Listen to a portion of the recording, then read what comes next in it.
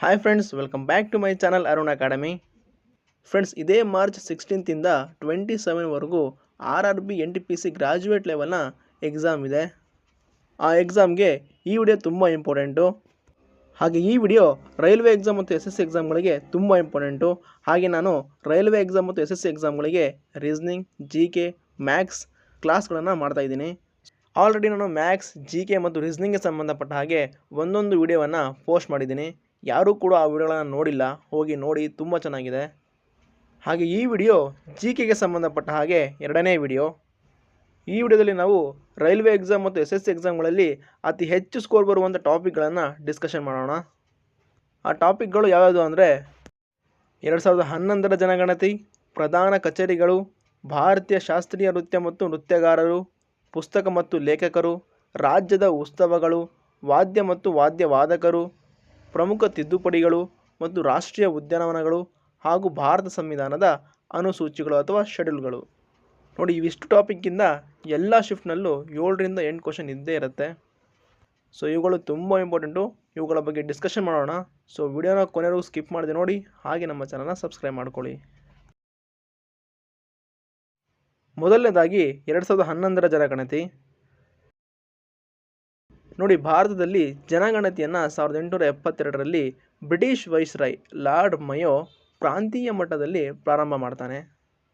ಆದರೆ ಮೊದಲ ಬಾರಿಗೆ ಸಂಪೂರ್ಣ ಭಾರತದ ಜನಗಣತಿಯನ್ನು ಮಾಡಿದವರು 1881ರಲ್ಲಿ ಲಾರ್ಡ್ ರಿಪ್ಪನ್. ಸೊ ಹಾಗಾಗಿ ಲಾರ್ಡ್ ರಿಪ್ಪನನ್ನು ಭಾರತ ಜನಗಣತಿಯ ಪಿತಾಮಹ ಅಂತ ಕರೀತಾರೆ. ನೋಡಿ, ಇಲ್ಲಿ ಕನ್ಫ್ಯೂಸ್ ಮಾಡ್ಕೊಳ್ಬೇಡಿ.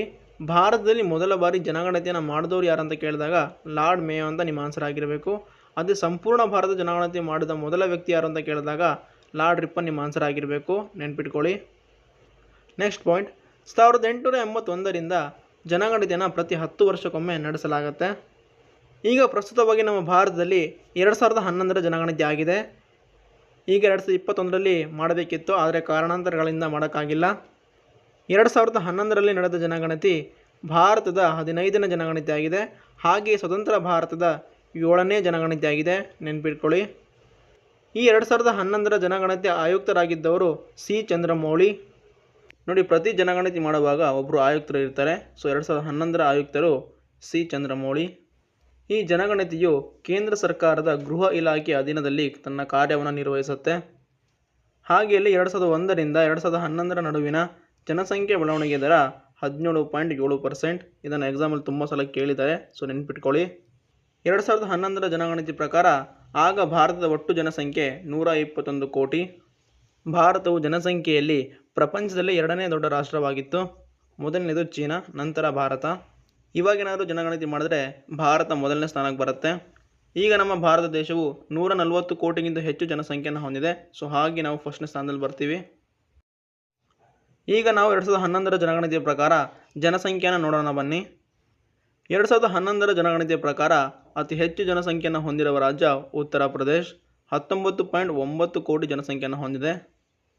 ಹಾಗೆ ಇಲ್ಲಿ ಅತಿ ಹೆಚ್ಚು ಜನಸಂಖ್ಯೆ ಹೊಂದಿರುವ ರಾಜ್ಯ ಉತ್ತರ ಪ್ರದೇಶ ಆದರೆ ಅತಿ ಕಡಿಮೆ ಜನಸಂಖ್ಯೆಯನ್ನು ಹೊಂದಿರುವ ರಾಜ್ಯ ಸಿಕ್ಕಿಂ, 6 ಲಕ್ಷ ಜನಸಂಖ್ಯೆಯನ್ನು ಹೊಂದಿದೆ. ಹಾಗೆ ನೆಕ್ಸ್ಟ್ ಪಾಯಿಂಟ್ ನೋಡಿ, 2011ರ ಜನಗಣತಿ ಪ್ರಕಾರ ಅತಿ ಹೆಚ್ಚು ಜನಸಂಖ್ಯೆಯನ್ನು ಹೊಂದಿರುವ ಕೇಂದ್ರಾಡಳಿತ ಪ್ರದೇಶ ನವದೆಹಲಿ. ಹಾಗೆ ಕಡಿಮೆ ಜನಸಂಖ್ಯೆಯನ್ನು ಹೊಂದಿರುವ ಕೇಂದ್ರಾಡಳಿತ ಪ್ರದೇಶ ಲಕ್ಷದ್ವೀಪ. ಇಲ್ಲಿ ಕನ್ಫ್ಯೂಸ್ ಆಗಿಬಿಡಿ, ಇವೆಲ್ಲವನ್ನು ನೀವು ಬರೆದಿಟ್ಕೊಂಡು ಕಲಿತ್ರೆ ನೆನಪಿರುತ್ತೆ. ಇಲ್ಲಾಂದರೆ ಕೊನೆಗೆ ನಾನು PDF ಪ್ರೊವೈಡ್ ಮಾಡ್ತೀನಿ.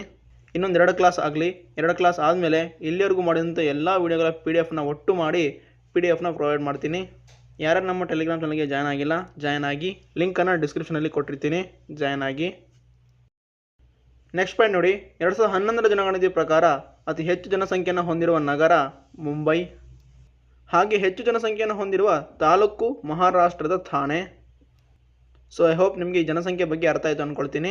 ಇದನ್ನು ನೆನ್ಪಿಟ್ಕೊಳ್ಳಿ, ಎಕ್ಸಾಮಲ್ಲಿ ಕೇಳಿದ್ದಾರೆ ತುಂಬ ಸಲ. ಈಗ ನಾವು 2011ರ ಜನಗಣತಿ ಪ್ರಕಾರ ಸಾಕ್ಷರತೆ ಬಗ್ಗೆ ತಿಳಿಯೋಣ. ನೋಡಿ, 2011ರ ಜನಗಣತಿ ಪ್ರಕಾರ ಭಾರತದ ಸಾಕ್ಷರತೆ ಪ್ರಮಾಣ 70.4%. ಅದರಲ್ಲಿ ಪುರುಷರ ಸಾಕ್ಷರತೆ 82% ಮತ್ತು ಮಹಿಳೆಯರ ಸಾಕ್ಷರತೆ 65.46%. ಹಾಗೆ ನೆಕ್ಸ್ಟ್ ಪಾಯಿಂಟ್ ನೋಡಿ, 2011ರ ಜನಗಣತಿ ಪ್ರಕಾರ ಹೆಚ್ಚು ಸಾಕ್ಷರತೆಯನ್ನು ಹೊಂದಿರುವ ರಾಜ್ಯ ಕೇರಳ, 93.9%. ಹಾಗೆ ಕಡಿಮೆ ಸಾಕ್ಷರತೆಯನ್ನು ಹೊಂದಿರುವ ರಾಜ್ಯ ಬಿಹಾರ್, 63.82%. ಈ ಪರ್ಸೆಂಟ್ ಮತ್ತು ಡಾಟಾಗಳನ್ನು ಯಾಕೆ ಹೇಳ್ತಾ ಇದ್ದೀನಿ ಅಂದರೆ ಹಿಂದೆ ಎಕ್ಸಾಮಲ್ಲಿ ಇದ್ರ ಬಗ್ಗೆ ಕೇಳಿದ್ದಾರೆ. ಸೊ ಹಾಗೆ ನಾನು ಇವುಗಳನ್ನು ಹೇಳ್ತಾ ಇದ್ದೀನಿ, ನೆನ್ಪಿಟ್ಕೊಳ್ಳಿ. ಹಾಗೆ ನೆಕ್ಸ್ಟ್ ನೋಡಿ, 2011ರ ಜನಗಣತಿ ಪ್ರಕಾರ ಅತಿ ಹೆಚ್ಚು ಸಾಕ್ಷರತೆಯನ್ನು ಹೊಂದಿರುವ ಕೇಂದ್ರಾಡಳಿತ ಪ್ರದೇಶ ಲಕ್ಷದ್ವೀಪ. ಹಾಗೆ ಕಡಿಮೆ ಸಾಕ್ಷರತೆಯನ್ನು ಹೊಂದಿರುವ ಕೇಂದ್ರಾಡಳಿತ ಪ್ರದೇಶ ದಾದ್ರಾ ಮತ್ತು ನಗರ ಹವೇಲಿ.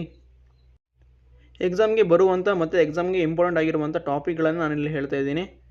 ಈಗ ನಾನು 2011ರ ಜನಗಣತಿ ಬಗ್ಗೆ ಹೇಳ್ತಾ ಇದ್ದೀನಿ ಅಲ್ವಾ, ಇದಿಷ್ಟೇ ಕಲೀರಿ ಸಾಕು, ಇದರಲ್ಲೇ ಕ್ವಶನ್ ಬರ್ತವೆ. ಈಗ ನಾವು 2011ರ ಜನಗಣತಿ ಪ್ರಕಾರ ಭಾರತದ ಲಿಂಗಾನುಪಾತವನ್ನು ನೋಡೋಣ. 2011ರ ಜನಗಣತಿ ಪ್ರಕಾರ ಹೆಚ್ಚು ಲಿಂಗಾನುಪಾತವನ್ನು ಹೊಂದಿರುವ ರಾಜ್ಯ ಕೇರಳ. 1000 ಪುರುಷರಿಗೆ 1084 ಮಹಿಳೆಯರಿದ್ದಾರೆ. ಹಾಗೆ ಕಡಿಮೆ ಲಿಂಗಾನುಪಾತವನ್ನು ಹೊಂದಿರುವ ರಾಜ್ಯ ಹರಿಯಾಣ. 1000 ಪುರುಷರಿಗೆ 877 ಮಹಿಳೆಯರಿದ್ದಾರೆ. ಹಾಗೆ ಇಲ್ಲಿ ಕೇಂದ್ರಾಡಳಿತ ಪ್ರದೇಶನ ನೋಡೋದಾದರೆ ಹೆಚ್ಚು ಲಿಂಗಾನುಪಾತವನ್ನು ಹೊಂದಿರುವ ಕೇಂದ್ರಾಡಳಿತ ಪ್ರದೇಶ ಪಾಂಡಿಚೇರಿ. 1000 ಪುರುಷರಿಗೆ 1037 ಮಹಿಳೆಯರಿದ್ದಾರೆ. ಕಡಿಮೆ ಲಿಂಗಾನುಪಾತವನ್ನು ಹೊಂದಿರುವ ಕೇಂದ್ರಾಡಳಿತ ಪ್ರದೇಶ ದೀವ್ ಮತ್ತು ದಮನ್. 1000 ಪುರುಷರಿಗೆ 618 ಮಹಿಳೆಯರಿದ್ದಾರೆ. ನೋಡಿ, ಇದಿಷ್ಟು 2011ರ ಜನಗಣತಿಯ ಇಂಪಾರ್ಟೆಂಟ್ ಪಾಯಿಂಟ್ಗಳು. ಇದು ನೆನ್ಪಿಟ್ಕೊಳ್ಳಿ ಸಾಕು, ಇದರಲ್ಲೇ ಕ್ವಶನ್ಗಳನ್ನು ಕೇಳಲಾಗುತ್ತೆ. ಸೊ ನೆನ್ಪಿಟ್ಕೊಳ್ಳಿ.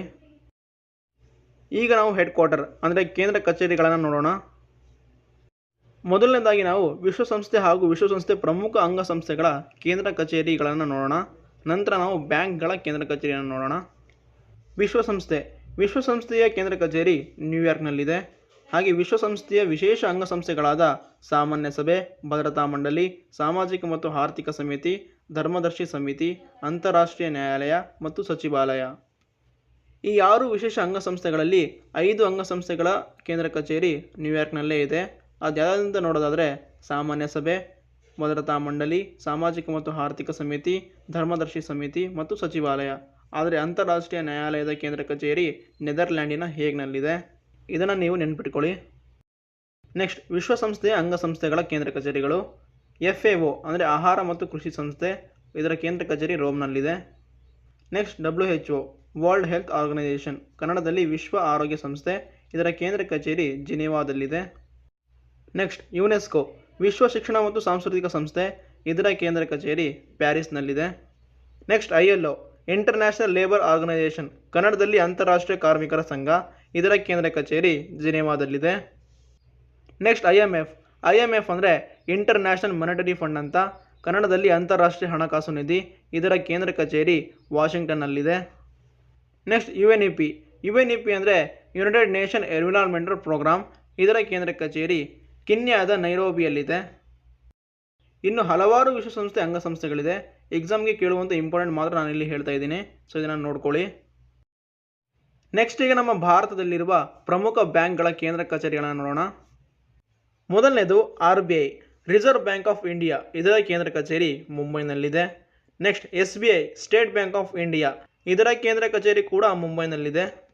ಈ SBI ಬ್ಯಾಂಕನ್ನು ಇಂಪೀರಿಯಲ್ ಬ್ಯಾಂಕ್ ಅಂತ ಕರಿತಾ ಇದ್ರು. ನೆಕ್ಸ್ಟ್, ICICI ಬ್ಯಾಂಕ್ ಅಂದರೆ industrial credit investment cooperation of India, ಈ ಬ್ಯಾಂಕ್ನ ಕೇಂದ್ರ ಕಚೇರಿ ಕೂಡ ಮುಂಬೈನಲ್ಲಿದೆ. ಈ ICICI ಬ್ಯಾಂಕ್ ಭಾರತದ ಅತಿ ದೊಡ್ಡ ಖಾಸಗಿ ಬ್ಯಾಂಕ್ ಆಗಿದೆ. ಇದನ್ನು ಎಕ್ಸಾಮಲ್ಲಿ ಕೇಳ್ತಾರೆ, ಭಾರತದ ಅತಿ ದೊಡ್ಡ ಖಾಸಗಿ ಬ್ಯಾಂಕ್ ಯಾವುದು ಅಂತ ಕೇಳಿದಾಗ ನಿಮ್ಮ ಆನ್ಸರ್ ICICI ಬ್ಯಾಂಕ್ ಆಗಿರಬೇಕು, ನೆನ್ಪಿಟ್ಕೊಳ್ಳಿ. ನೆಕ್ಸ್ಟ್, ನಬಾರ್ಡ್ ರಾಷ್ಟ್ರೀಯ ಕೃಷಿ ಮತ್ತು ಗ್ರಾಮೀಣಾಭಿವೃದ್ಧಿ ಬ್ಯಾಂಕ್, ಇದರ ಕೇಂದ್ರ ಕಚೇರಿ ಕೂಡ ಮುಂಬೈನಲ್ಲಿದೆ. ಈ ನಬಾರ್ಡ್ ಬ್ಯಾಂಕನ್ನು ಕೆ ಶಿವರಾಮನ್ ಸಮಿತಿಯ ಶಿಫಾರಸಿನ ಮೇಲೆಗೆ ಸ್ಥಾಪಿಸಲಾಗುತ್ತೆ. ನೆಕ್ಸ್ಟ್, ಸಿಡ್ಬಿ ಅಂದರೆ small industrial development bank of India, ಕನ್ನಡದಲ್ಲಿ ಭಾರತೀಯ ಸಣ್ಣ ಕೈಗಾರಿಕಾ ಅಭಿವೃದ್ಧಿ ಬ್ಯಾಂಕ್, ಇದರ ಕೇಂದ್ರ ಕಚೇರಿ ಉತ್ತರ ಪ್ರದೇಶದ ಲಕ್ನೋದಲ್ಲಿದೆ. ಈ ಸಿಡ್ಬಿ ಬ್ಯಾಂಕ್ ಕೈಗಾರಿಕೆಗಳಿಗೆ ಅಲ್ಪಾವಧಿ ಮತ್ತು ಮಧ್ಯಮಾವಧಿ ಸಾಲವನ್ನು ಒದಗಿಸುತ್ತೆ. ನೆಕ್ಸ್ಟ್, HDFC ಅಂದರೆ ಹೌಸಿಂಗ್ ಡೆವಲಪ್ಮೆಂಟ್ ಫೈನಾನ್ಸ್ ಕಾರ್ಪೊರೇಷನ್ ಅಂತ, ಕನ್ನಡದಲ್ಲಿ ವಸತಿ ಅಭಿವೃದ್ಧಿ ಹಣಕಾಸು ನಿಗಮ, ಇದರ ಕೇಂದ್ರ ಕಚೇರಿ ಕೂಡ ಮುಂಬೈನಲ್ಲಿದೆ. ಇದು ಭಾರತದ 2ನೇ ಅತಿ ದೊಡ್ಡ ಖಾಸಗಿ ಬ್ಯಾಂಕ್ ಆಗುತ್ತೆ, ನೆನ್ಪಿಟ್ಕೊಳ್ಳಿ. ನೆಕ್ಸ್ಟ್, ILO ಅಂದರೆ ಲೈಫ್ ಇನ್ಶೂರೆನ್ಸ್ ಆಫ್ ಕಾರ್ಪೊರೇಷನ್, ಜೀವ ವಿಮಾ ನಿಗಮ, ಇದರ ಕೇಂದ್ರ ಕಚೇರಿ ಮುಂಬೈನಲ್ಲಿದೆ. ನೆಕ್ಸ್ಟ್, ಬ್ಯಾಂಕ್ ಆಫ್ ಬರೋಡಾ, ಇದರ ಕೇಂದ್ರ ಕಚೇರಿ ಗುಜರಾತಿನ ವಡೋದರಾದಲ್ಲಿದೆ. Next, Union Bank of India, ಇದರ ಕೇಂದ್ರ ಕಚೇರಿ ಮಹಾರಾಷ್ಟ್ರದ ಪುಣೆಯಲ್ಲಿದೆ.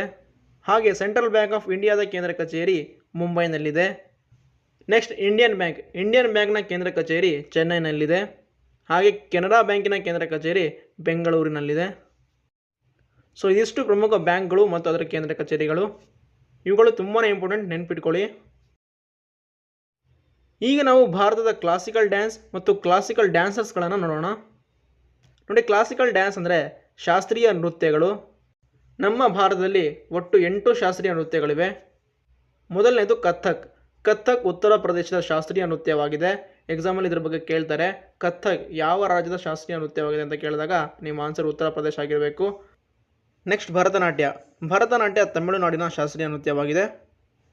ಕಥಕ್ಕಳಿ ಕೇರಳದ ಕ್ಲಾಸಿಕಲ್ ಡ್ಯಾನ್ಸ್. ಮೋಹಿನಿಯಟ್ಟಂ ಕೂಡ ಕೇರಳದ ಕ್ಲಾಸಿಕಲ್ ಡ್ಯಾನ್ಸ್. ಕುಚಿಪುಡಿ ಆಂಧ್ರ ಪ್ರದೇಶದ ಕ್ಲಾಸಿಕಲ್ ಡ್ಯಾನ್ಸ್. ಮಣಿಪುರಿ ಮಣಿಪುರದ ಕ್ಲಾಸಿಕಲ್ ಡ್ಯಾನ್ಸ್. ಒಡಿಸ್ಸಿ ಒಡಿಶಾದ ಕ್ಲಾಸಿಕಲ್ ಡ್ಯಾನ್ಸ್. ಸತ್ರಿಯ ಅಸ್ಸಾಂನ ಕ್ಲಾಸಿಕಲ್ ಡ್ಯಾನ್ಸ್. ಸೊ ಶಾಸ್ತ್ರೀಯ ನೃತ್ಯಗಳನ್ನು ನೋಡ್ಕೊಳ್ಳಿ ಮತ್ತು ಅದು ಯಾವ ರಾಜ್ಯಕ್ಕೆ ಸಂಬಂಧಿಸಿದ ಅನ್ನೋದು ಕೂಡ ನೋಡ್ಕೊಳ್ಳಿ. ಈಗ ನಾವು ಈ 8 ಕ್ಲಾಸಿಕಲ್ ಡ್ಯಾನ್ಸ್ಗಳ ಪ್ರಮುಖ ಡ್ಯಾನ್ಸರ್ಸ್ಗಳನ್ನು ಅಂದರೆ ನೃತ್ಯಗಾರರನ್ನು ನೋಡೋಣ. ಮೊದಲನೇದಾಗಿ ಕಥಕ್. ಕಥಕ್ ಉತ್ತರ ಪ್ರದೇಶದ ಕ್ಲಾಸಿಕಲ್ ಡ್ಯಾನ್ಸ್. ಈ ಕ್ಲಾಸಿಕಲ್ ಡ್ಯಾನ್ಸ್ನಲ್ಲಿ ಫೇಮಸ್ ಆದ ಡ್ಯಾನ್ಸರ್ಸ್ ಅಥವಾ ನೃತ್ಯಗಾರರು ಪಂಡಿತ್ ಬಿರ್ಜು ಮಹಾರಾಜ್. ಈ ಪಂಡಿತ್ ಬಿರ್ಜು ಮಹಾರಾಜ್ ಬಗ್ಗೆ ತುಂಬ ಸಲ ಎಕ್ಸಾಮಲ್ಲಿ ರಿಪೀಟ್ ಆಗಿದೆ. ಇದನ್ನು ಎಕ್ಸಾಮಲ್ಲಿ ಕೇಳ್ತಾರೆ, ನೆನ್ಪಿಟ್ಕೊಳ್ಳಿ. ಈ ಪಂಡಿತ್ ಬಿರ್ಜು ಮಹಾರಾಜ್ರವರಿಗೆ 1866ರಲ್ಲಿ ಪದ್ಮ ವಿಭೂಷಣವನ್ನು ನೀಡಿ ಗೌರವಿಸಲಾಗುತ್ತೆ. ನೆಕ್ಸ್ಟ್ ಪಂಡಿತ್ ಶಂಭು ಮಹಾರಾಜ್. ಇವ್ರ ಬಗ್ಗೆನೂ ಕೂಡ ತುಂಬ ಸಲ ಎಕ್ಸಾಮಲ್ಲಿ ಕೇಳಿದ್ದಾರೆ. ಇವರಿಗೆ 1958ರಲ್ಲಿ ಪದ್ಮಶ್ರೀ ನೀಡಲಾಗುತ್ತೆ. ನೆಕ್ಸ್ಟ್ ಸಿತಾರಾ ದೇವಿ. ಈ ಸಿತಾರಾ ದೇವಿಯವರಿಗೆ 1973ರಲ್ಲಿ ಪದ್ಮಶ್ರೀ ನೀಡಲಾಗುತ್ತೆ. ಹಾಗೆ ಉಮಾ ಶರ್ಮಾ ಅವರಿಗೆ 1973ರಲ್ಲಿ ಪದ್ಮಶ್ರೀ ಮತ್ತು 2001ರಲ್ಲಿ ಪದ್ಮ ವಿಭೂಷಣವನ್ನು ನೀಡಿ ಗೌರವಿಸಲಾಗುತ್ತೆ. ನೆಕ್ಸ್ಟ್ ಸುಭಾ ನಾರಾಯಣ್. ಇವರಿಗೆ 1992ರಲ್ಲಿ ಪದ್ಮಶ್ರೀಯನ್ನು ನೀಡಿ ಗೌರವಿಸಲಾಗುತ್ತೆ. ಹಾಗೆ ಕುಮಾರಿ ಕಮಲಾ, ಲುಚ್ಚು ಮಹಾರಾಜ್, ದಮಯಂತಿ ಜೋಶಿ ಇವರೆಲ್ಲ ಕಥಕ್ನ ಪ್ರಮುಖ ಡ್ಯಾನ್ಸರ್ಗಳು. ತುಂಬಾ ಇಂಪಾರ್ಟೆಂಟ್ ಆಗಿರುವಂಥದ್ದು, ನೆನ್ಪಿಟ್ಕೊಳ್ಳಿ. ನೆಕ್ಸ್ಟ್ ಎರಡನೇದು ಭರತನಾಟ್ಯ. ಭರತನಾಟ್ಯ ತಮಿಳುನಾಡಿನ ಕ್ಲಾಸಿಕಲ್ ಡ್ಯಾನ್ಸ್. ಈ ಭರತನಾಟ್ಯದಲ್ಲಿ ಫೇಮಸ್ ಆಗಿರುವಂಥ ಡ್ಯಾನ್ಸರ್ಸ್ಗಳು ರುಕ್ಮಿಣಿ ದೇವಿ ಅರುಂದಾಲೆ. ಇವರಿಗೆ 1956ರಲ್ಲಿ ಪದ್ಮಭೂಷಣವನ್ನು ನೀಡಿ ಗೌರವಿಸಲಾಗುತ್ತೆ. ನೆಕ್ಸ್ಟ್ ಪದ್ಮ ಸುಬ್ರಹ್ಮಣ್ಯಂ ಅವರಿಗೆ 1981ರಲ್ಲಿ ಪದ್ಮಶ್ರೀ ಮತ್ತು 2003ರಲ್ಲಿ ಪದ್ಮಭೂಷಣವನ್ನು ನೀಡಿ ಗೌರವಿಸಲಾಗುತ್ತೆ. ನೆಕ್ಸ್ಟ್ ಬಾಲ ಸರಸ್ವತಿ. ಇವರು 1957ರಲ್ಲಿ ಪದ್ಮಭೂಷಣ ಮತ್ತು 1977ರಲ್ಲಿ ಪದ್ಮವಿಭೂಷಣವನ್ನು ಪಡೆದಿದ್ದಾರೆ. ನೆಕ್ಸ್ಟ್ ಡ್ಯಾನ್ಸರ್ ಅಲಾರ್ಮೇಲ್ ವಲ್ಲಿ. ಇವರು 1991ರಲ್ಲಿ ಪದ್ಮಶ್ರೀ ಮತ್ತು 2004ರಲ್ಲಿ ಪದ್ಮವಿಭೂಷಣವನ್ನು ಪಡೆದಿದ್ದಾರೆ. ನೆಕ್ಸ್ಟ್ ಮೃಣಾಲಿನಿ ಸಾರಾಭಾಯಿ. ಇವರಿಗೆ 1965ರಲ್ಲಿ ಪದ್ಮಶ್ರೀ, 1992ರಲ್ಲಿ ಪದ್ಮವಿಭೂಷಣವನ್ನು ನೀಡಿ ಗೌರವಿಸಲಾಗಿದೆ. ನೆಕ್ಸ್ಟ್ ಯಾಮಿನಿ ಕೃಷ್ಣಮೂರ್ತಿ ಅವರಿಗೆ 1968ರಲ್ಲಿ ಪದ್ಮಶ್ರೀ, 2001ರಲ್ಲಿ ಪದ್ಮಭೂಷಣ, 2016ರಲ್ಲಿ ಪದ್ಮವಿಭೂಷಣವನ್ನು ನೀಡಿ ಗೌರವಿಸಲಾಗಿದೆ. ಯಾಕೆ ನಾನು ಈ ಪದ್ಮಶ್ರೀ ಪದ್ಮವಿಭೂಷಣ ಸಿಕ್ಕಿರೋ ಇಯರ್ಗಳನ್ನು ಯಾಕೆ ಹೇಳ್ತಾ ಇದ್ದೀನಿ ಅಂದರೆ ಇದ್ರ ಬಗ್ಗೆ ಎಕ್ಸಾಮಲ್ಲಿ ಕೇಳಿದ್ದಾರೆ. ಈ ಕೆಳಗಿನ ಯಾವ ಭರತನಾಟ್ಯ ನೃತ್ಯಗಾರರಿಗೆ 1956ರಲ್ಲಿ ಪದ್ಮಶ್ರೀಯನ್ನು ನೀಡಿ ಗೌರವಿಸಲಾಗಿದೆ ಅಂತ ಕೇಳಿದಾಗ ನಿಮ್ಮ ಆನ್ಸರ್ ರುಕ್ಮಿಣಿ ದೇವಿ ಅರುಂದಾಲೆ ಆಗಿರಬೇಕು. ಸೊ ಈ ಥರ ಕ್ವಶನ್ನ ಕೇಳ್ತಾರೆ. ಸೊ ಹಾಗೆ ನಾನು ಪದ್ಮಶ್ರೀ ಪದ್ಮವಿಭೂಷಣ ಸಿಕ್ಕಿರೋಂಥ ಇಸ್ವಿಗಳನ್ನು ಹೇಳ್ತಾ ಇದ್ದೀನಿ. ನೆಕ್ಸ್ಟ್ ಮೂರನೇ ಕ್ಲಾಸಿಕಲ್ ಡ್ಯಾನ್ಸ್ ಕಥಕ್ಕಳಿ ಕೇರಳದ ಕ್ಲಾಸಿಕಲ್ ಡ್ಯಾನ್ಸ್ ಆಗಿದೆ. ಈ ಕಥಕ್ನ ಫೇಮಸ್ ಡ್ಯಾನ್ಸರ್ಗಳಂದರೆ ಉದಯ್ ಶಂಕರ್, PK ಕುಂಜುಕುರೂಪ್, ಗೋಪಿನಾಥ್, ನಾರಾಯಣ್ ಮೆನನ್, ಕೊಟ್ಟಕ್ಕಲ್ ಶಿವರಾಮನ್. ನೆಕ್ಸ್ಟ್ ನಾಲ್ಕನೇದು ಮೋಹಿನಿಯಟ್ಟಂ ಕೂಡ ಕೇರಳದ ಕ್ಲಾಸಿಕಲ್ ಡ್ಯಾನ್ಸ್ ಆಗಿದೆ. ಈ ಮೋಹಿನಿಯಟ್ಟಂನ famous dancer K Kalyani Kutty Amma, Vyjayanthi Mala, Smita Rajan, Gopika Verma, Kalamandalam Leelamma, Sunanda Nair. ಇವರು ಮೋಹಿನಿಯಟ್ಟಂನ ಫೇಮಸ್ ಡ್ಯಾನ್ಸರ್ಗಳು, ನೆನ್ಪಿಟ್ಕೊಳ್ಳಿ. ನೆಕ್ಸ್ಟ್ ಐದನೇದು ಕುಚಿಪುಡಿ ಆಂಧ್ರ ಪ್ರದೇಶದ ಕ್ಲಾಸಿಕಲ್ ಡ್ಯಾನ್ಸ್. ಈ ಕ್ಲಾಸಿಕಲ್ ಡ್ಯಾನ್ಸಲ್ಲಿ ಫೇಮಸ್ ಆದ ನೃತ್ಯಗಾರರು ಅಥವಾ ಡ್ಯಾನ್ಸರ್ಸ್ ಅಂದರೆ ವೆಂಪತಿ ಚಿನ್ನ ಸತ್ಯಂ, ಮಲ್ಲಿಕಾ ಸಾರಾಭಾಯಿ. ಈ ಮಲ್ಲಿಕಾ ಸಾರಾಭಾಯಿ ಅವರಿಗೆ 2010ರಲ್ಲಿ ಪದ್ಮಶ್ರೀಯನ್ನು ನೀಡಲಾಗಿದೆ. ನೆಕ್ಸ್ಟ್ ಯಾಮಿನಿ ಕೃಷ್ಣಮೂರ್ತಿ, ವಿ ಸತ್ಯನಾರಾಯಣ ಶರ್ಮಾ, ರಾಜಾ ಮತ್ತು ರಾಧಾ ರೆಡ್ಡಿ, ಹಾಗೆ ಅವರ ಮಕ್ಕಳಾದ ಯಾಮಿನಿ ರೆಡ್ಡಿ, ಕೌಶಲ್ಯ ರೆಡ್ಡಿ, ಭಾವನಾ ರೆಡ್ಡಿ. ಇವರೆಲ್ಲ ಕುಚಿಪುಡಿಯ ಫೇಮಸ್ ಡ್ಯಾನ್ಸರ್ಗಳು. ನೆಕ್ಸ್ಟ್ ಮಣಿಪುರದ ಕ್ಲಾಸಿಕಲ್ ಡ್ಯಾನ್ಸ್. ಈ ಮಣಿಪುರಿಯಲ್ಲಿ ಫೇಮಸ್ ಆಗಿರೋ ಡ್ಯಾನ್ಸರ್ಸ್ಗಳು ಗುರು ಬಿಪಿನ್ ಸಿನ್ಹಾ. ಇವ್ರ ಬಗ್ಗೆ ತುಂಬ ಸಲ ಎಕ್ಸಾಮಲ್ಲಿ ಕೇಳಿದ್ದಾರೆ. ನೆಕ್ಸ್ಟ್ ಗುರು ಅಮಿಬು ಸಿಂಗ್, ನಿರ್ಮಲಾ ಮೆಹ್ತಾ, ಜವೇರಿ ಸಹೋದರಿಯರು, ಗುರು ಕಲಾವತಿ ದೇವಿ. ನೆಕ್ಸ್ಟ್ ಏಳನೇದು ಸತ್ರಿಯ ಅಸ್ಸಾಂನ ಕ್ಲಾಸಿಕಲ್ ಡ್ಯಾನ್ಸ್. ಈ ಕ್ಲಾಸಿಕಲ್ ಡ್ಯಾನ್ಸ್ನಲ್ಲಿ ಗುರು ಜತಿನ್ ಗೋಸ್ವಾಮಿ, ಗುರು ಘನ್ಕಾಂತ್ ಬೋರಾ, ಬಾಬಾನಂದ್ ಬಾರ್ಬಯಾನ್, ಮೇನಿರಾಮ್ ದತ್ತಾ, ಡಾಕ್ಟರ್ ಭೂಪೆನ್ ಹಜಾರಿಕಾ, ಶರೋದಿ ಸೈಕಿಯಾ, PP ಬೋರಾ. ಇವರೆಲ್ಲ ಸತ್ರಿಯ ಕ್ಲಾಸಿಕಲ್ ಡ್ಯಾನ್ಸ್ನ ಫೇಮಸ್ ಡ್ಯಾನ್ಸರ್ಸ್ಗಳು, ನೆನ್ಪಿಟ್ಕೊಳ್ಳಿ. Next classical dance Odissi. Odissi ಒಡಿಶಾದ ಕ್ಲಾಸಿಕಲ್ ಡ್ಯಾನ್ಸ್. ಇದರಲ್ಲಿ ಗುರು ಕೇಲ್ ಚರಣ್ ಪಾದ್ರರವರ ಬಗ್ಗೆ ತುಂಬ ಸಲ ಎಕ್ಸಾಮಲ್ಲಿ ಕೇಳಿದ್ದಾರೆ. ಈ ಗುರು ಕೇಲು ಚರಣ್ ಪಾದ್ರರವರಿಗೆ 1974ರಲ್ಲಿ ಪದ್ಮಶ್ರೀ, 1988ರಲ್ಲಿ ಪದ್ಮಭೂಷಣ, 2000ರಲ್ಲಿ ಪದ್ಮವಿಭೂಷಣವನ್ನು ನೀಡಿ ಗೌರವಿಸಲಾಗಿದೆ. ನೆಕ್ಸ್ಟ್ ಗಂಗಾಧರ ಪ್ರಧಾನ್, ಸುಜಾತಾ ಮಹಾಪಾತ್ರ, ಮಾಧವಿ ಮುದುಗಲ್ ರವರಿಗೆ 1990ರಲ್ಲಿ ಪದ್ಮಶ್ರೀಯನ್ನು ನೀಡಲಾಗಿದೆ. ನೆಕ್ಸ್ಟ್ ವಿಜಯಿನಿ ಸತ್ವತಿ, ಮಧುಮಿತಾ ರಾವುತ್, ಇವರೆಲ್ಲ ಒಡಿಸ್ಸಾದ ಕ್ಲಾಸಿಕಲ್ ಡ್ಯಾನ್ಸರ್ಸ್ಗಳು. ಈ ಕ್ಲಾಸಿಕಲ್ ಡ್ಯಾನ್ಸಸ್ಗಳು ತುಂಬಾ ಇಂಪಾರ್ಟೆಂಟ್ ಆಗಿರುವಂಥದ್ದು. ಎಕ್ಸಾಮಲ್ಲಿ ತುಂಬ ಸಲ ರಿಪೀಟ್ ಆಗಿದೆ, ಕೇಳ್ತಾರೆ, 100% ಕೇಳ್ತಾರೆ. ಸೊ ನೆನ್ಪಿಟ್ಕೊಳ್ಳಿ. ಈಗ ನಾವು ಫೇಮಸ್ ಬುಕ್ ಮತ್ತು ಆಥರ್ ಬಗ್ಗೆ ನೋಡೋಣ. ನೋಡಿ, ಐತಿಹಾಸಿಕ ಪ್ರಮುಖ ಪುಸ್ತಕಗಳು ಮತ್ತು ಲೇಖಕರು. ಇದ್ರ ಬಗ್ಗೆ ನಾವು ಹಿಂದಿನ ಕ್ಲಾಸ್ಗಳಲ್ಲೂ ಡಿಸ್ಕಸ್ ಮಾಡಿದ್ವಿ, ಈಗಲೂ ಡಿಸ್ಕಸ್ ಮಾಡೋಣ. ಮೊದಲನೇದು ಮೆಗಸ್ತನೀಸ್ ಇಂಡಿಕಾ ಎಂಬ ಪುಸ್ತಕವನ್ನು ಬರೀತಾನೆ. ಈ ಇಂಡಿಕಾ ಪುಸ್ತಕದಲ್ಲಿ ಮೌರ್ಯ ಸಾಮ್ರಾಜ್ಯದ ಬಗ್ಗೆ ಬರೀತಾನೆ. ನೆಕ್ಸ್ಟ್ ಎರಡನೇದು ಕಲ್ಹಣ ರಾಜತರಂಗಿಣಿ ಅಂತ ಪುಸ್ತಕನ ಬರೀತಾನೆ. ಬಾಣಭಟ್ಟ ಕಾದಂಬರಿ ಮತ್ತು ಹರ್ಷಚರಿತ, ಅಮೀರ್ ಖುಸ್ರು ತುಘಲಕ್ನಾಮ, ಅಬುಲ್ ಫಜಲ್ ಅಕ್ಬರ್ನಾಮ, ಕೌಟಿಲ್ಯ ಅರ್ಥಶಾಸ್ತ್ರ, ಹರ್ಷವರ್ಧನ ರತ್ನಾವಳಿ ಮತ್ತು ಪ್ರಿಯದರ್ಶಿಕ, ಅಶ್ವಘೋಷ ಬುದ್ಧಚರಿತ, ಆರ್ಯಭಟ ಸೂರ್ಯ ಸಿದ್ಧಾಂತ, ಕಾಳಿದಾಸ ಅಭಿಜ್ಞಾನ ಶಾಕುಂತಲ, ಮಾಳವಿಕಾಗ್ನಿಮಿತ್ರ ಮತ್ತು ಮೇಘದೂತ, ಚರಕ ಸಂಹಿತೆಯನ್ನು ಬರೀತಾನೆ. ಶೂದ್ರಕ ಮೃಚ್ಛಕಟಿಕ, ಶುಶ್ರ ಸಂಹಿತ. ಇದಿಷ್ಟು ಐತಿಹಾಸಿಕ ಪುಸ್ತಕಗಳು ಮತ್ತು ಅದರ ಲೇಖಕರು. ಇದರ ಬಗ್ಗೆ ಒಂದು ಕ್ವಶನ್ ಇದ್ದೇ ಇರುತ್ತೆ. ಸೊ ಇದನ್ನು ಸರಿಯಾಗಿ ನೋಡ್ಕೊಳ್ಳಿ, ಹಾಗೆ ನೋಟ್ ಮಾಡ್ಕೊಳ್ಳಿ. ಈಗ ನಾವು ಹಿಂದೆ ಐತಿಹಾಸಿಕ ಮತ್ತು ಪ್ರಮುಖ ಲೇಖಕರ ಬಗ್ಗೆ ನೋಡಿದ್ವಿ.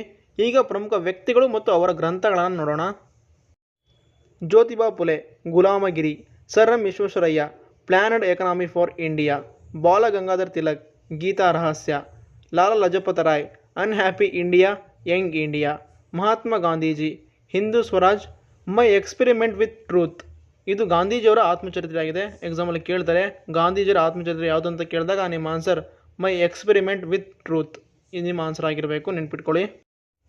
ನೆಕ್ಸ್ಟ್ ಜವಾಹರ್ಲಾಲ್ ನೆಹರೂರವರು Discovery of India, Glimpses of World History ಅಂತ ಗ್ರಂಥವನ್ನು ಬರೀತಾರೆ. Rabindranath Thakur Gitanjali, Swami Dayananda Saraswati Satyarth Prakash, Dadabhai Naoroji Poverty and Unbritish Rule in India, Subhash Chandra Bose The Indian Struggle, V D Savarkar The Indian War of Independence, Aravind Adiga The White Tiger, Kiran Desai The Inheritance of Loss, Salman Rushdie Midnight Children, Arundhati Roy The God of Small Things. ಇದರೆಲ್ಲ ಒಂದು ಎಕ್ಸಾಮಲ್ಲಿ ಕೇಳಿರ್ತಾರೆ, ನೆನ್ಪಿಟ್ಕೊಳ್ಳಿ, ಇದು ತುಂಬ important ಆಗಿರುವಂಥದ್ದು. Next ಈಗ ನಾವು ಹೋದ ಕ್ಲಾಸಲ್ಲಿ ಪ್ರಸಿದ್ಧ ಕ್ರೀಡಾಪಟುಗಳ ಆತ್ಮಚರಿತ್ರೆಯನ್ನು ನೋಡಿದ್ವಿ, ಈಗಲೂ ಕೂಡ ಅದನ್ನೇ ನೋಡೋಣ. Sachin Tendulkar, Playing It's My Way, Kapil Dev, Straight from the Heart, an Autobiography, Sunil Gavaskar, Sunny Days, Yuvraj Singh, The Test of My Life, Milkha Singh, The Race of My Life. Next Mary Kom, Unbreakable, Pele, Why Soccer Matters, Saina Nehwal, Playing to Win, Sania Mirza, Ace Against Odds, Abhinav Bindra, A Shot at History. Next VVS Laxman, 281 and beyond. ನೋಡಿ, RPF ಮತ್ತು SSC ಎಕ್ಸಾಮ್ಗಳಲ್ಲಿ ಕ್ರೀಡೆಗಳು ಮತ್ತು ಕ್ರೀಡಾಪಟುಗಳ ಬಗ್ಗೆ ಹೆಚ್ಚಾಗಿ ಕ್ವಶನ್ನ ಕೇಳ್ತಾರೆ. So ಹಾಗೆ ಇವನ್ನ ಸರಿಯಾಗಿ ನೆನ್ಪಿಟ್ಕೊಳ್ಳಿ. ಈಗ ನಾವು ಕೊನೆಯದಾಗಿ ಇಂಡಿಯನ್ ಸ್ಟೇಟ್ ಫೆಸ್ಟಿವಲ್ ಅಂದರೆ ರಾಜ್ಯದ ಪ್ರಮುಖ ಹಬ್ಬಗಳು. ನೋಡಿ, ನಮ್ಮ ಭಾರತದಲ್ಲಿ ವಿವಿಧ ರಾಜ್ಯಗಳಲ್ಲಿ ಅವರದ್ದೇ ಆದಂಥ ಕೆಲವು ಹಬ್ಬಗಳಿವೆ. ಆ ಹಬ್ಬಗಳ ಬಗ್ಗೆ ತುಂಬ ಸಲ ಎಕ್ಸಾಮಲ್ಲಿ ಕೇಳ್ತಾರೆ. 100% ಇದರ ಮೇಲೆ ಒಂದು ಕ್ವಶನ್ ಇದ್ದೇ ಇರುತ್ತೆ. ಸೊ ಸರಿಯಾಗಿ ನೋಡ್ಕೊಳ್ಳಿ. ಮೇಘಾಲಯ ವಾಂಗ್ಡಾ, ಜಾರ್ಖಂಡ್ ಸರ್ಹುಲ್ ಫೆಸ್ಟಿವಲ್, ಅಸ್ಸಾಂ ಬಿಹು ಮಾಘ ಬಿಹು ಅಬುಬಾಚಿ, ಲಡಾಖ್ ಹೆಮ್ಮಿಸ್ ಲೋಸರ್, ತಮಿಳುನಾಡು ಪೊಂಗಲ್ ಜಲ್ಲಿಕಟ್ಟು ಪುದಂಡು, ಕರ್ನಾಟಕ ದಸರಾ ಯುಗಾದಿ ಕಂಬಳ, ಕೇರಳ ಓಣಂ ಸೈಕ್ ಬೋಟ್ ರೈಸ್ ಕಲಿಯಟ್ಟಂ, ತೆಲಂಗಾಣ ಬತುಕಮ್ಮ ಬೊನಾಲು, ಮಹಾರಾಷ್ಟ್ರ ಗುಡಿಪಡ್ವ್ ಕಾಲಾಘೋಡ, ನಾಗಾಲ್ಯಾಂಡ್ ಹಾರ್ನಬಿಲ್ ಸೆಕ್ರಂಗಿ, ಮಧ್ಯಪ್ರದೇಶ್ ಲೋಕ್ರಂಗ್ ಖುಜುರಾಹೋ, ರಾಜಸ್ಥಾನ್ ಗಂಗೋರ್ ಪುಷ್ಕರ್. ಈ ಪುಷ್ಕರ್ ಇದೆಯಲ್ಲ, ಇದು ಒಂಟೆಗಳ ಹಬ್ಬ ಆಗಿರುತ್ತೆ. ನೆಕ್ಸ್ಟ್ ಪಶ್ಚಿಮ ಬಂಗಾಳ ದುರ್ಗಾ ಪೂಜಾ, ಗುಜರಾತ್ ಕಚ್ ಉತ್ಸವ್ ರಣ್ ಉತ್ಸವ್, ಸಿಕ್ಕಿಂ ಲೋಸರ್, ಜಮ್ಮು ಮತ್ತು ಕಾಶ್ಮೀರ್ ತುಲಿಪ್ ನೊಶೇರಾ ಹೇರತ್, ಮಿಜೋರಾಂ ಚಪ್ಪರ್ಕುಡ್ ಉತ್ಸವ, ಛತ್ತೀಸ್ಗಢ ಚೇರಾ ಚೇರಾ ಮತ್ತು ಮಾಘಿ ಪೂರ್ಣಿಮಾ, ಬಿಹಾರ್ ಛತ್ ಪೂಜಾ ಮತ್ತು ಬಿಹುಲಾ, ಪಂಜಾಬ್ ಬೈಸಾಖಿ, ಅರುಣಾಚಲ ಪ್ರದೇಶ್ ಸೋಲಾಂಗ್, ಮೊಪಿನ್, ಡ್ರೀ ಮತ್ತು ಬೂರಿ ಬೂಟ್. ಇದಿಷ್ಟು ವಿವಿಧ ರಾಜ್ಯಗಳ ಫೆಸ್ಟಿವಲ್. ಇದ್ರ ಮೇಲೆ ಒಂದು ಕ್ವಶನ್ ಇದ್ದೇ ಇರುತ್ತೆ, ಸೊ ನೋಡ್ಕೊಳ್ಳಿ. ನೆಕ್ಸ್ಟ್ ಈಗ ನಾವು ಇನ್ಸ್ಟ್ರೂಮೆಂಟ್ಸ್ ಆ್ಯಂಡ್ ಮ್ಯೂಸಿಷಿಯನ್ ಬಗ್ಗೆ ಡಿಸ್ಕಷನ್ ಮಾಡೋಣ. ಅದರಲ್ಲಿ ಮೊದಲನೇದು ಸಿತಾರ. ಈ ಸಿತಾರ ವಾದಕರ ಬಗ್ಗೆ ತುಂಬ ಸಲ ಎಕ್ಸಾಮಲ್ಲಿ ಕೇಳಿದ್ದಾರೆ. ಸೊ ನೋಡಿ, ಸಿತಾರ ವಾದಕರು ಅರವಿಂದ್ ಪಾರಿಕರ್, ಪಂಡಿತ್ ರವಿಶಂಕರ್, ಅನುಷ್ಕಾ ಶರ್ಮಾ, ಶಾಯಿಸ್ ಪರ್ವೇಜ್ ಖಾನ್, ಭೂತಾದಿತ್ಯ ಮುಖರ್ಜಿ, ಉಸ್ತಾದ್ ವಿಲಾಯತ್ ಖಾನ್. ಇವರೆಲ್ಲ ಪ್ರಮುಖ ಸಿತಾರ ವಾದಕರು. ಇವ್ರ ಬಗ್ಗೆ ಎಕ್ಸಾಮಲ್ಲಿ ಕೇಳಿದ್ದಾರೆ. ಅರವಿಂದ್ ಪಾರಿಕರ್ ಈ ಕೆಳಗಿನ ಯಾವ ಸಂಗೀತ ವಾದ್ಯಕ್ಕೆ ಸಂಬಂಧಿಸಿದ್ದಾರೆ ಅಂತ ಎಕ್ಸಾಮಲ್ಲಿ ಕ್ವಶನ್ ಕೇಳ್ತಾರೆ. ಆಗ ನಿಮ್ಮ ಆನ್ಸರ್ ಸಿತಾರವಾಗಿರಬೇಕು, ನೆನಪಿರಲಿ. ಈಗ ನಾವು ಪ್ರಮುಖ ತಬಲಾ ವಾದಕರ ಬಗ್ಗೆ ಡಿಸ್ಕಸ್ ಮಾಡೋಣ. ಅದರಲ್ಲಿ ಮೊದಲನೇದು ಉಸ್ತಾದ್ ಅಲ್ಲಾ ರಾಕಾ. ನೆಕ್ಸ್ಟ್ ಪಂಡಿತ್ ಕಿಶನ್ ಮಹಾರಾಜ್. ಈ ಪಂಡಿತ್ ಕಿಶನ್ ಮಹಾರಾಜ್ ರವರಿಗೆ 2002ರಲ್ಲಿ ಪದ್ಮವಿಭೂಷಣ ಸಿಗುತ್ತೆ.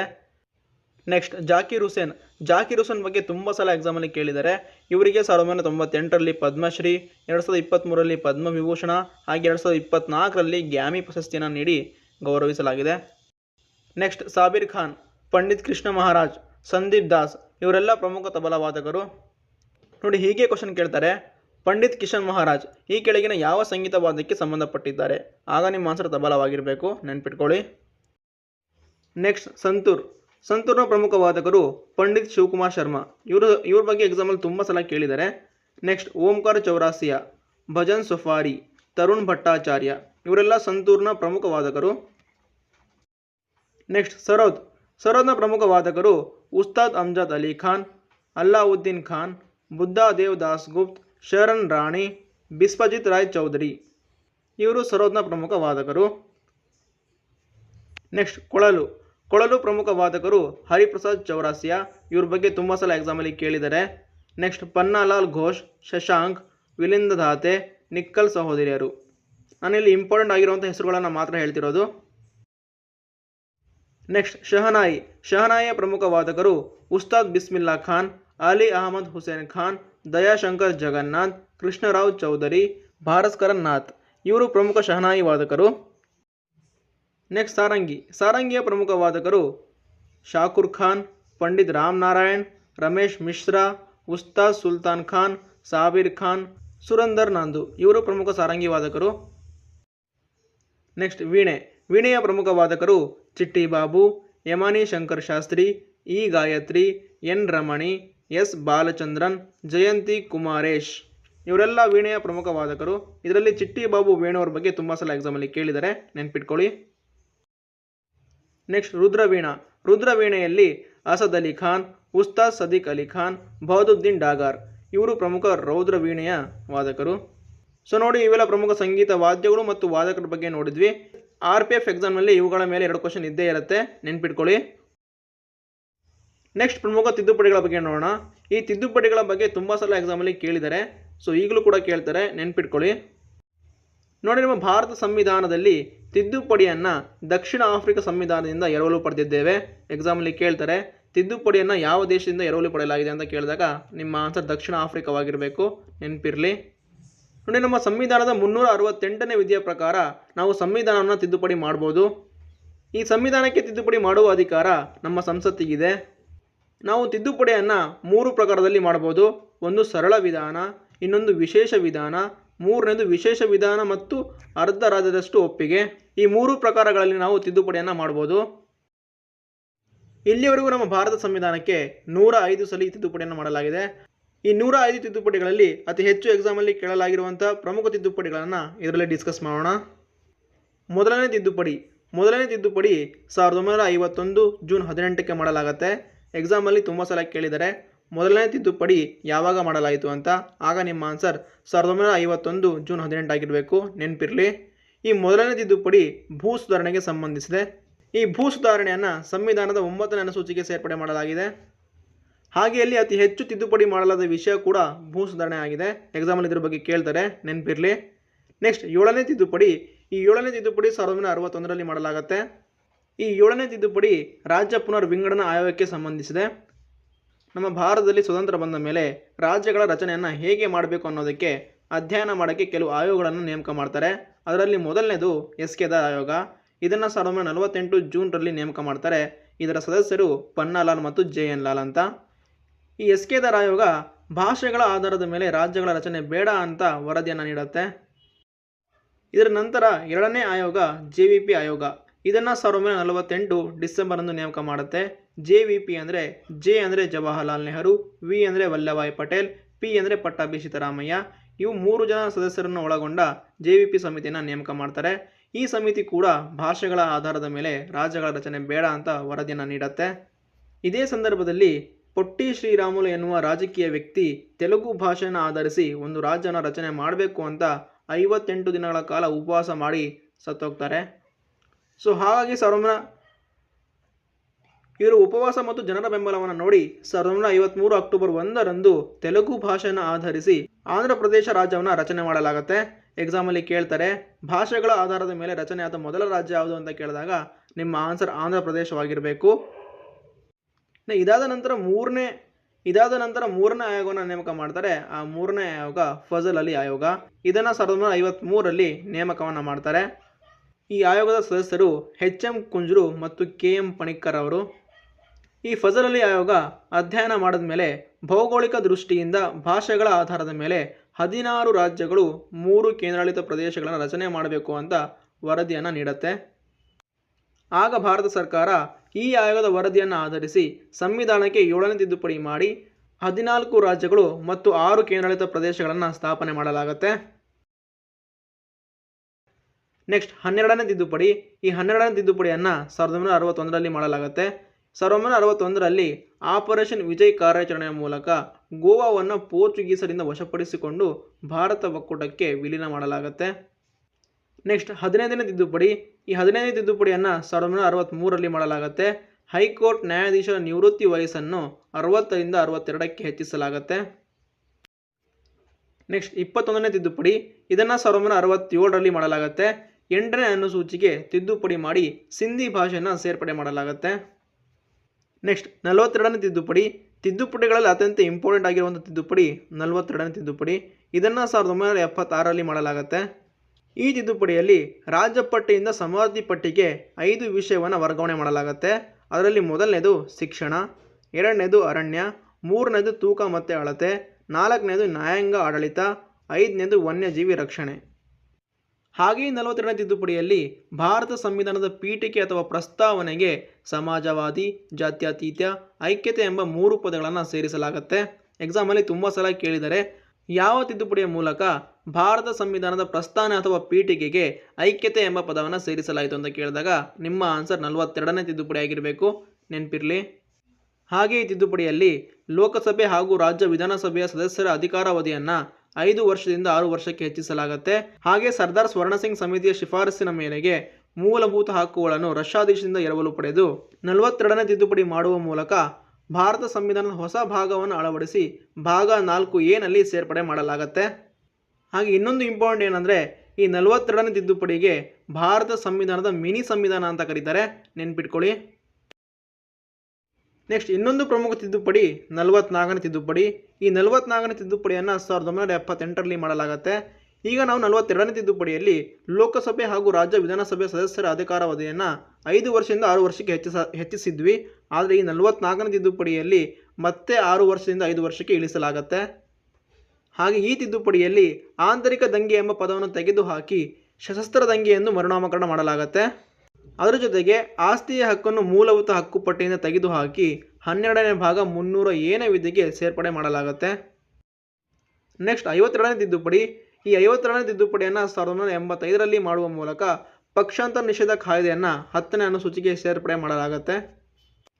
ನೆಕ್ಸ್ಟ್ 61ನೇ ತಿದ್ದುಪಡಿ.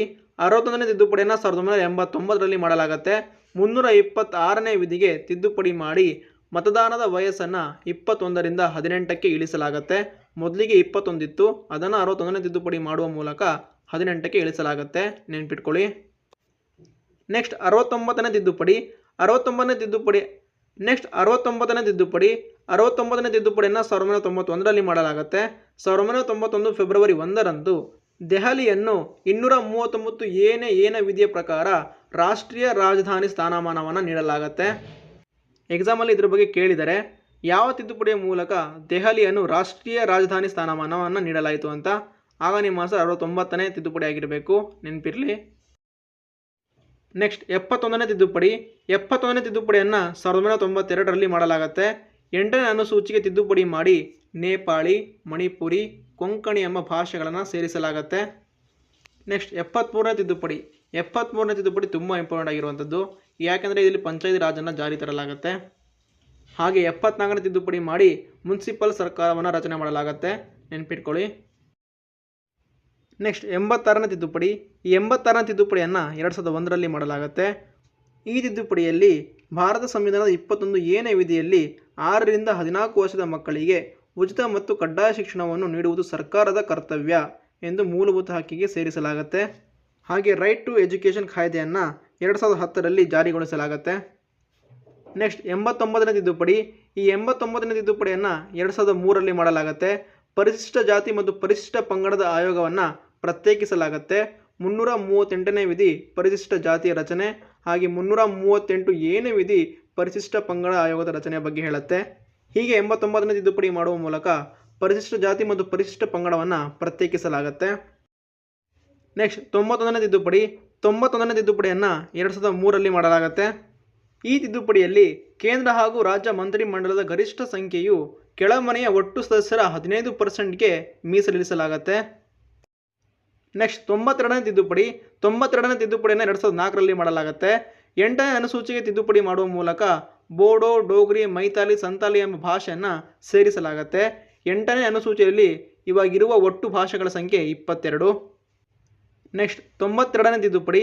2012ರಲ್ಲಿ ಈ ತಿದ್ದುಪಡಿಯನ್ನು ಮಾಡಲಾಗುತ್ತೆ.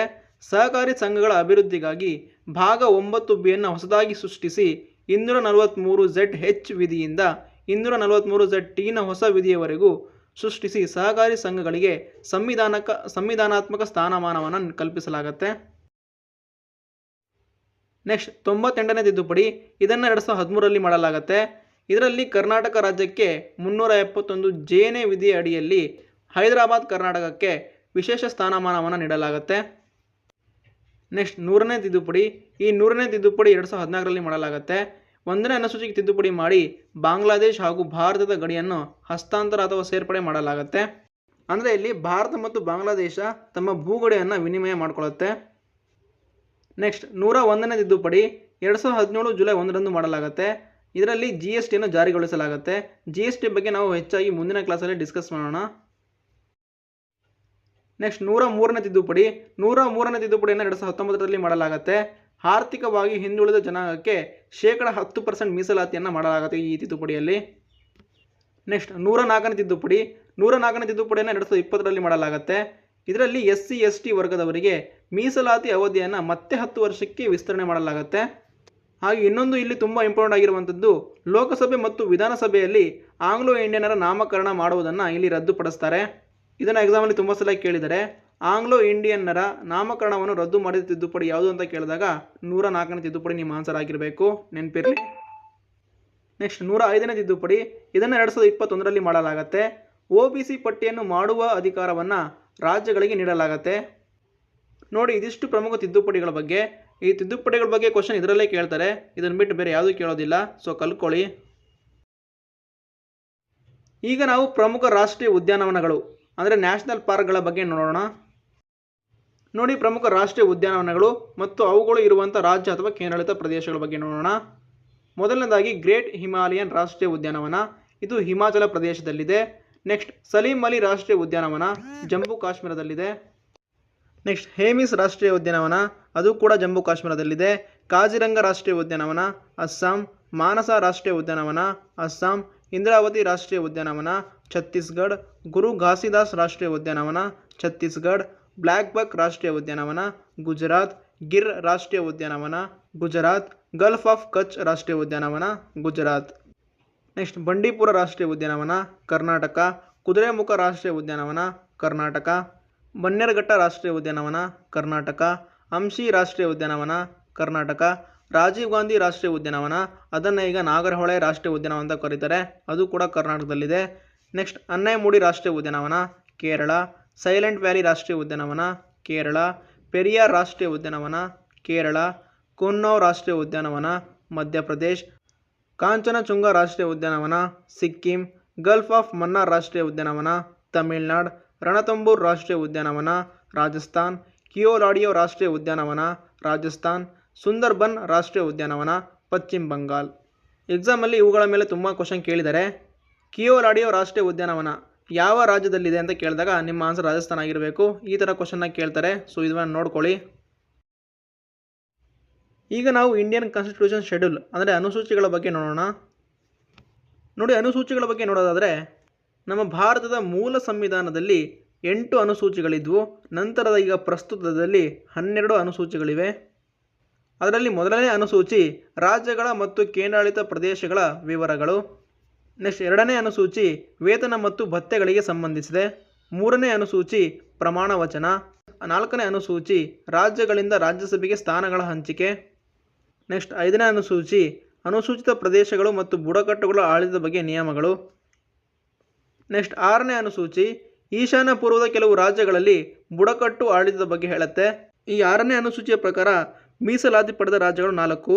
ಅವುಗಳಂದರೆ ತ್ರಿಪುರ, ಅಸ್ಸಾಂ, ಮೇಘಾಲಯ, ಮಿಜೋರಾಂ. ನೆಕ್ಸ್ಟ್ 7ನೇ ಅನುಸೂಚಿ ಕೇಂದ್ರ ಮತ್ತು ರಾಜ್ಯಗಳ ನಡುವಿನ ಅಧಿಕಾರ ಹಂಚಿಕೆ. ನೆಕ್ಸ್ಟ್ 8ನೇ ಅನುಸೂಚಿ ಭಾರತದ 22 ಭಾಷೆಗಳನ್ನು ಒಳಗೊಂಡಿದೆ. ಭಾಷೆಗಳು ನಮ್ಮ ಭಾರತ ಸಂವಿಧಾನದ 17ನೇ ಭಾಗದಲ್ಲಿವೆ. ನೆಕ್ಸ್ಟ್ 9ನೇ ಅನುಸೂಚಿ 9ನೇ ಅನುಸೂಚಿ ಭೂಸುಧಾರಣೆಗೆ ಸಂಬಂಧಿಸಿದೆ. 10ನೇ ಅನುಸೂಚಿ ಪಕ್ಷಾಂತರ ನಿಷೇಧ ಕಾಯ್ದೆಗೆ ಸಂಬಂಧಿಸಿದೆ. 11ನೇ ಅನುಸೂಚಿ ಪಂಚಾಯಿತಿಗಳು. 12ನೇ ಅನುಸೂಚಿ ಮುನ್ಸಿಪಾಲ್ಟಿ. ನೋಡಿ, ಇವುಗಳ ಮೇಲೆ ಕ್ವಶನ ಕೇಳಿದರೆ ಇವು ಕೆಳಗಿನವುಗಳಲ್ಲಿ ಪಂಚಾಯಿತಿಗೆ ಸಂಬಂಧಿಸಿದ ಅನುಸೂಚಿ ಯಾವುದು ಅಂತ ಕೇಳಿದಾಗ 11ನೇ ಅನುಸೂಚಿ ನಿಮ್ಮ ಆನ್ಸರ್ ಆಗಿರಬೇಕು. ಈ ಥರ ಕ್ವಶನ ಕೇಳ್ತಾರೆ. ಸೊ ಹಾಗೆ ನೀವು 12 ಅನುಸೂಚಿಗಳನ್ನು ನೋಡ್ಕೊಳ್ಳಿ. ಸೊ ಇದಿಷ್ಟು ರೈಲ್ವೆ ಎಕ್ಸಾಮ್ ಮತ್ತು SSC ಎಕ್ಸಾಮ್ಗಳಲ್ಲಿ ಕೇಳಬಹುದಾದಂಥ ಟಾಪ್ ಸ್ಕೋರಿಂಗ್ ಟಾಪಿಕ್ಗಳು. ಇವುಗಳು ತುಂಬ ಇಂಪಾರ್ಟೆಂಟು. ಇವುಗಳ ಮೇಲೆ ಕ್ವಶನ್ ಇದ್ದೇ ಇರುತ್ತೆ. ಸೊ ಸರಿಯಾಗಿ ಓದ್ಕೊಳ್ಳಿ. ಹಾಗೆ ಈ ವಿಡಿಯೋ ನಿಮಗೆ ಇಷ್ಟ ಆಗಿದರೆ ಹೆಚ್ಚಾಗಿ ಶೇರ್ ಮಾಡಿ. ಹಾಗೆ ನಮ್ಮ ಚಾನಲ್ನ ಸಬ್ಸ್ಕ್ರೈಬ್ ಮಾಡ್ಕೊಳ್ಳಿ.